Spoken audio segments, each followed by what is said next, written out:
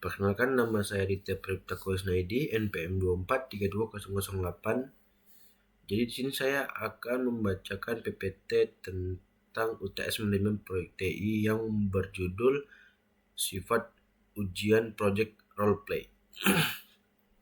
Jadi yang pertama di sini saya mengambil kelas 1 tentang pembangunan data center nasional.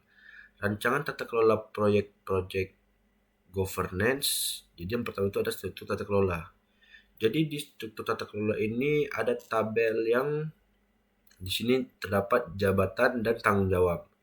Jadi yang pertama itu ada steering committee atau bisa disebut menteri dirjen perwakilan Kemenku. Jadi tanggung jawabnya itu adalah menyetujui anggaran perubahan besar dan kebijakan proyek.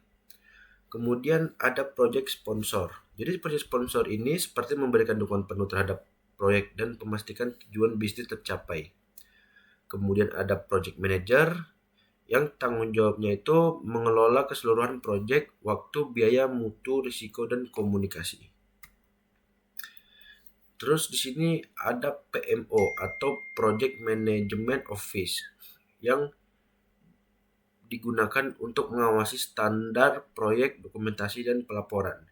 Kemudian ada infrastruktur, tim keamanan cyber, tim pengadaan, dan quality assurance. Yang kedua ini ada mekanisme pengembalian keputusan.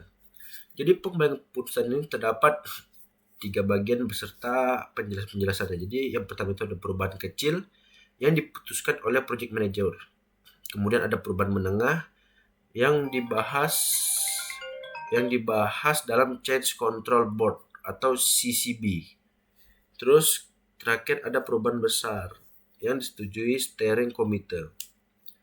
Kemudian ada contoh pada kasus regulasi inskripsi baru dari Kementerian Pertahanan. Kemudian ada keterlambatan vendor pendingin 2 bulan.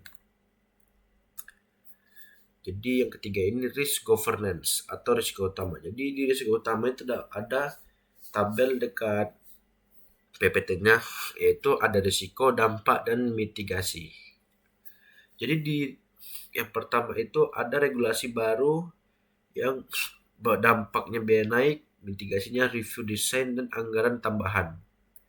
Kemudian ada vendor terlambat yang dampaknya jadwal mundur, kemudian mitigasinya menyiapkan vendor cadangan. Terus yang ketiga ada serangan cyber, dampaknya gangguan layanan, mitigasinya pengetesan keamanan berkala. Dan yang terakhir pembengkakan biaya. Yang dampaknya itu anggaran tidak cukup, monitoring biaya mingguan. Yang keempat, monitoring dan reporting. Jadi di monitoring dan reporting ini terdapat 4 bagian. Yang pertama itu ada daily progress meeting, kemudian ada weekly process report, terus ada monthly steering committee meeting, dan yang terakhir dashboard KPI project. Jadi di KPI ini terdapat 5 bagian. Yang pertama itu progres pekerjaan atau persen, kemudian ada budget variance, ketiga ada schedule variance, terus ada jumlah risiko aktif, dan yang terakhir kepatuhan keamanan. B. Strategi siklus hidup proyek. Karena proyek merupakan pembangunan infrastruktur besar dan regulasi dapat berubah, maka pendekatan yang paling tepat adalah hybrid project management. Jadi alasan-alasannya itu ada infrastruktur fisik menggunakan predictive waterfall.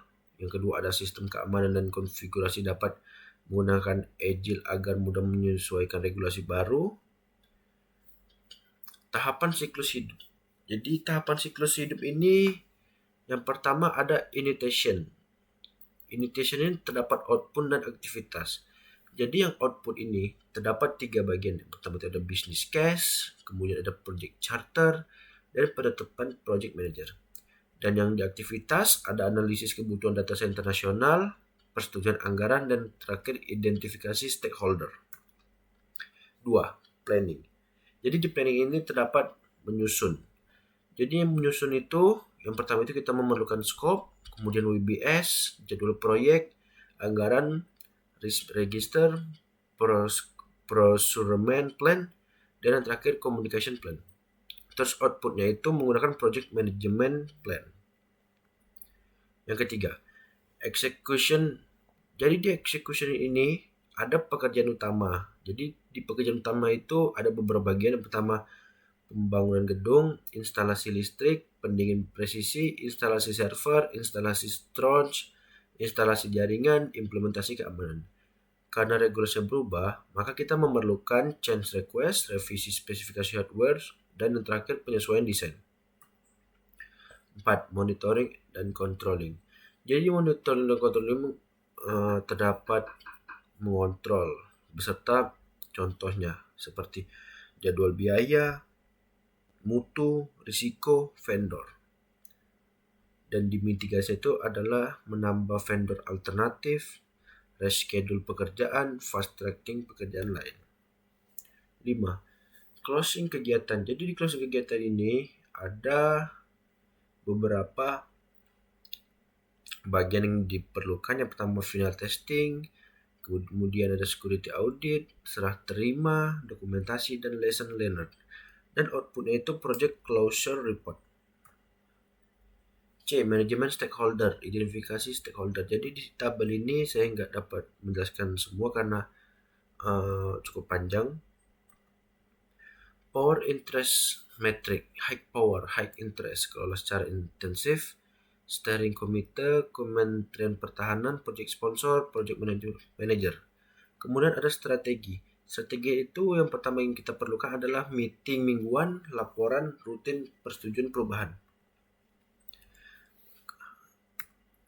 Nah, strategi komunikasi stakeholder. Jadi di sini ada tabel, yaitu ada stakeholder, media, dan frekuensi. Lanjut ke kasus 2. Pengembangan Super App Commonverse dan e-wallet Gen Z. Yang pertama itu ada tata kelola proyek. Di sini ada komponen dan rancangan. Jadi di komponen ada sponsor, steering committee, product owner, scrum master, development team, legal, dan QA. Penanganan kasusnya adalah ketika komponen merilis BNPL, kita memerlukan product owner mengusulkan perubahan backlog, legal melakukan pengecekan regulasi, steering committee memutuskan fitur BNPL ditunda, fokus kembali pada dompet digital dan fitur yang sudah legal.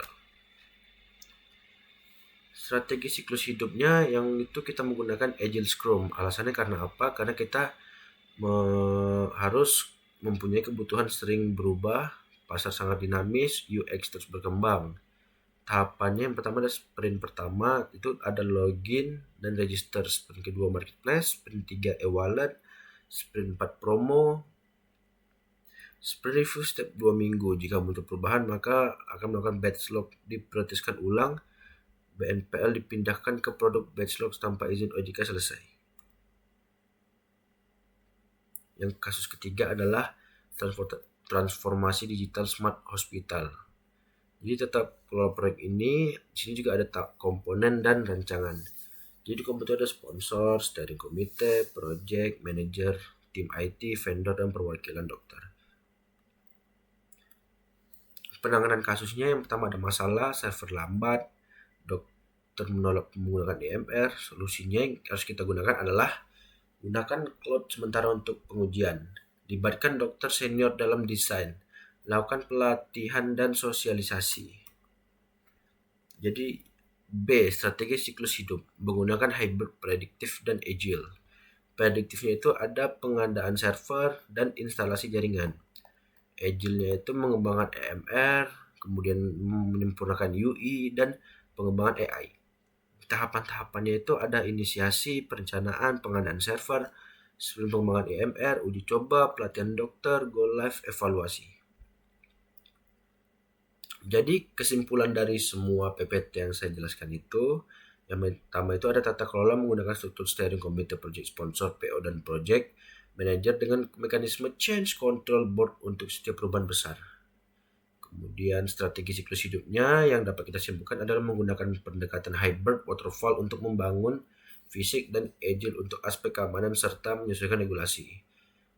Dan kesimpulan ketiga, manajemen stakeholdernya itu mengelompokkan stakeholder berdasarkan power interest metric disertai strategi komunikasi terjadwal agar seluruh pihak tetap selaras terhadap tujuan proyek. Sekian penjelasan dari PPT ujian tengah semester saya. Saya ucapkan terima kasih.